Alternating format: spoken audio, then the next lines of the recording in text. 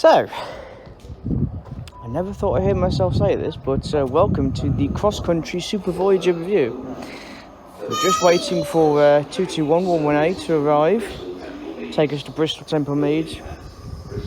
Oh look, I have reviewed one of these trains in the past, but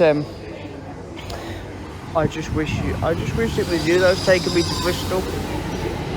I would rather be on this than a CrossCountry Voyager, but you know, you can't have it all.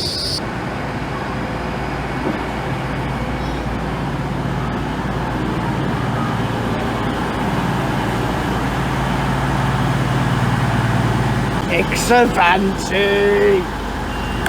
Why not? Right, first class of course. Have a quick scoop around the first class area where I don't belong.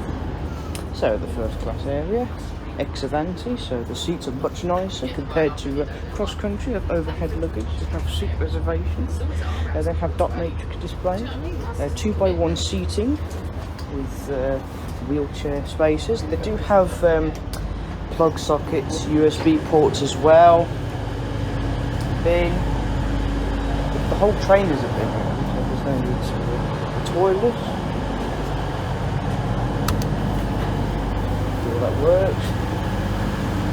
Doesn't look that bad actually. There's actually space. Oh my god, there are seats. I don't believe. Or at least it's an Exavanti Voyager, unlike an actual CrossCountry Voyager.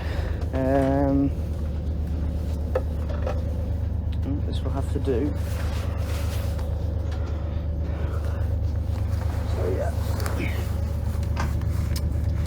Just like in first class, you have overhead luggage and seat reservations.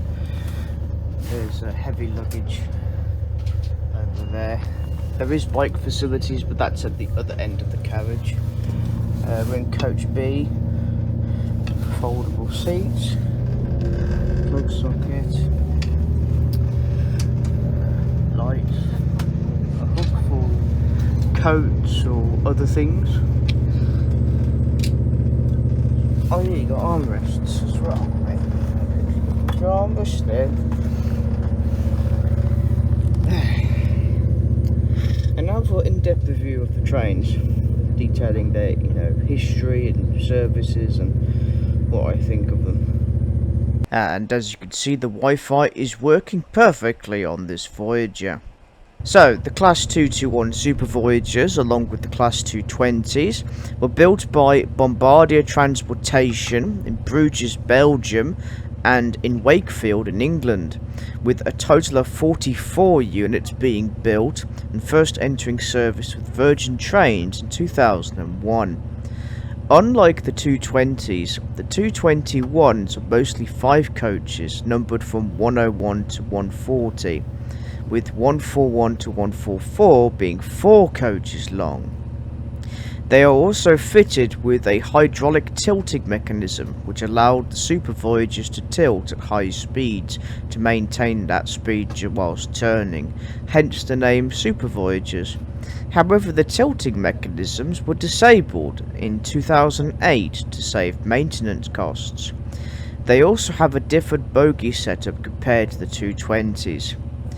They are classed as hybrid trains with a top speed of 125, with each carriage fitted with Cummins QSK 19-R diesel engines rated at 750 horsepower that drives the 2 electric traction motors at 470 horsepower each. This means that a Class 220 Voyager, along with a 4-car Class 221 Super Voyager, have a power output of 6,760 horsepower, whilst the 5-car Super Voyagers have a power output of 8,450 horsepower. So they're not shy of power, are they, these trains? Currently, they are operated mostly by CrossCountry, with all 34 220 Voyagers and 42 Class 221s.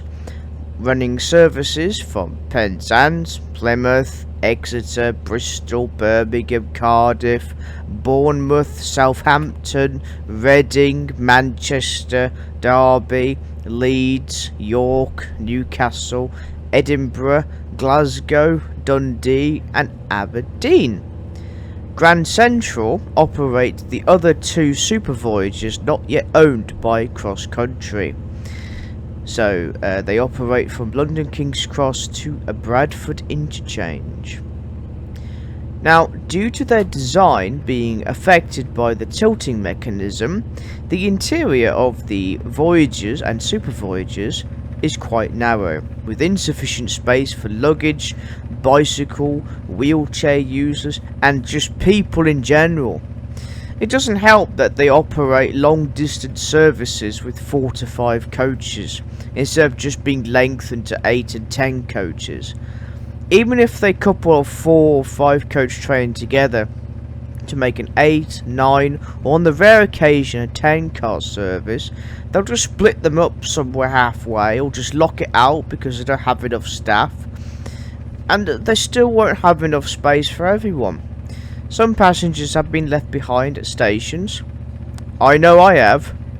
So overall, they're outdated by they're 25 years out of date. They're cramped, they're short, there's not enough seats, and they're just terrible. Terrible, not very well managed. CrossCountry are, they're doing this refurbishment project with them, but even then, that's not going to save them from 2027 when their contract's renewed. Well, expired, thank the Lord. So here we are then. Temple Meads. Yeah, it's not been a smooth ride, no problems, surprisingly, because it is cross country. There's always a problem with this, but no.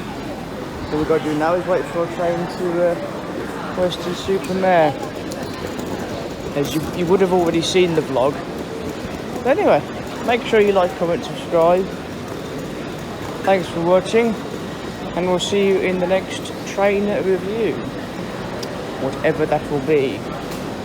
Ta-da then.